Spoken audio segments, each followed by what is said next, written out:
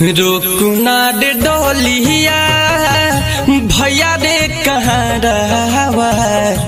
रोकुना रे डोलिया भैया रे कहाँ रहवा। नैहरावा कबहू ना छूटे।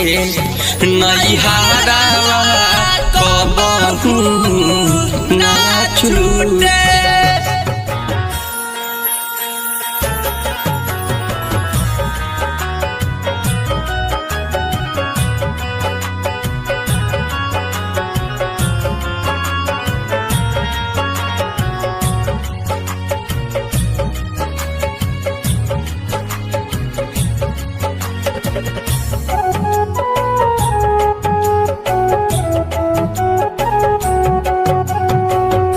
बाबुल के आंगना के रहनी हम गुड़िया है। दूर भेजा के काहे बनावे लदूरिया।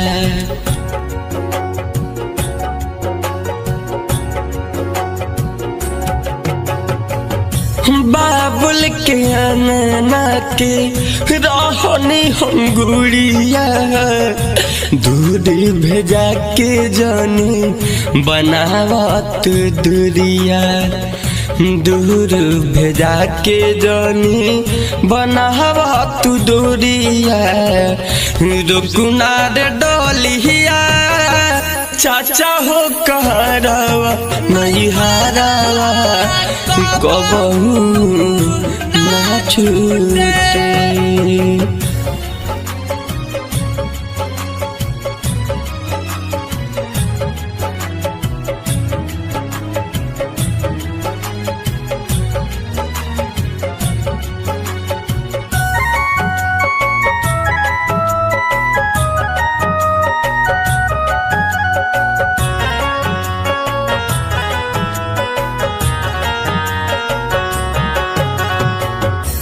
के कर देखब माई तोहर सिवा चेहरा।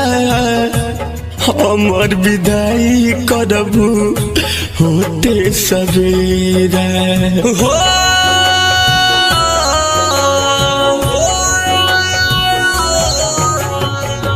काल सुबह छूट जाई बाबूजी के साथवा। काहे धरावत बड़े दूसरे के हाथवा। काहे धरावत बाड़े दूसरे के हाथवा। रुकुना रे डोलिया पापा हो कहरावा। नैहरावा हमारो ना छूटे।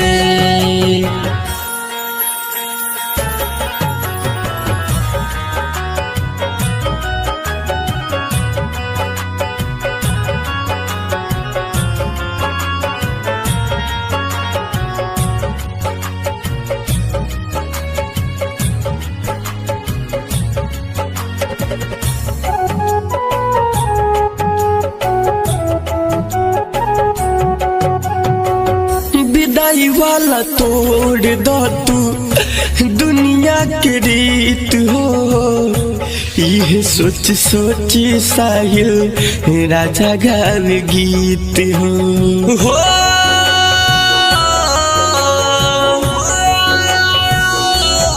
ओहो विदाई वाला तोड़ दो तू दुनिया के रीत हो। यह सोची सोची साहिल राजा गावे गीत हो। सचिन मतलब सुनावस दुनिया के रीत हो। सचिन भैया छूटल गौआ जबरवा। नैहरावा हमारो ना छूटे।